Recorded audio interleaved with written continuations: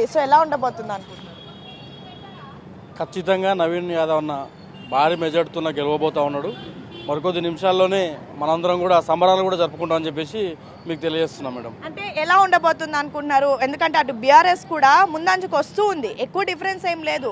So ఉండబోతుంది అనుకుంటున్నారా? నిజంగా మీ అన్న గెలవబోతున్నాడు? ఖచ్చితంగా నవీన్ యాదవ్ అన్న గెలుస్తాడు. ముందుంది ముసుర్ల పండుగ, ఇంకా అన్ని రౌండ్లు పూర్తి అవ్వలేదు. టోటల్గా మొత్తం అన్ని రౌండ్లు ప్రతి రౌండ్లో కూడా అన్నకు ఖచ్చితంగా లీడ్ వస్తుంది.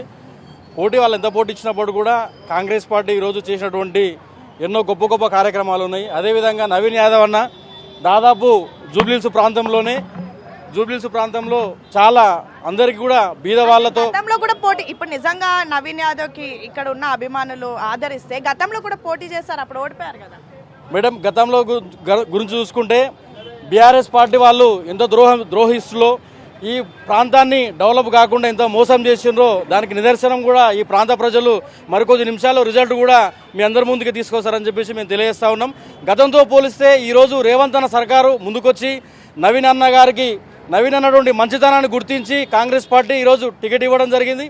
అదేవిధంగా ఈ ప్రాంత ప్రజలు కూడా ఖచ్చితంగా నవీన్ యాదవ్ను గొప్పగా ఒక లీడర్గా తీర్చిదిద్దబోతా ఉన్నారు. ఇది చరిత్రలో నిలవబోయే సంఘటన మరికొద్ది నిమిషాల్లో కూడా మీరు అందరూ చూస్తారు మేడం. ఒకవేళ గెలిస్తే నిజంగా డెవలప్మెంట్ ప్రోగ్రామ్స్ అవన్నీ నవీన్ యాదవ్ చేస్తాడని నమ్మకం ఉందా? 100% ఉన్నాయి కాబట్టి ఈరోజు జూబ్లీహిల్స్ ప్రాంతంలో ఉండే ప్రజలు కూడా ఈరోజు ఖచ్చితంగా అధికారంలో ఉన్న పార్టీకి ఓటేసి గెలిపించుకుంటేనే ఈ ప్రాంతం అభివృద్ధి చెందుతుందని చెప్పేసి ఒక గొప్ప నిర్ణయంతో సంకల్పంతో కంకణం కట్టుకొని ఈరోజు నవీన్ అన్న కోసం అహర్నిశలు పనిచేసినటువంటి ప్రాంతంగా ఆ ప్రజలను ఈరోజు సంబరాలు జరుపుకుంటున్నటువంటి మరికొద్ది నిమిషాల్లో కూడా ఆనందోత్సవాలను చూస్తారని చెప్పేసి ఈ బిగ్ టీవీకి మేము తెలియజేస్తా ఉన్నాం మేడం. సంబరాలకు అంతా రెడీ చేసుకున్నారా? ఖచ్చితంగా మేము సంబరాలకు రెడీ చేసుకోవడం ఏంది మేడం, నవీన్ అన్న మా భుజ స్కంధాలపై ఎత్తుకొని ఊరేగిస్తాం మేడం.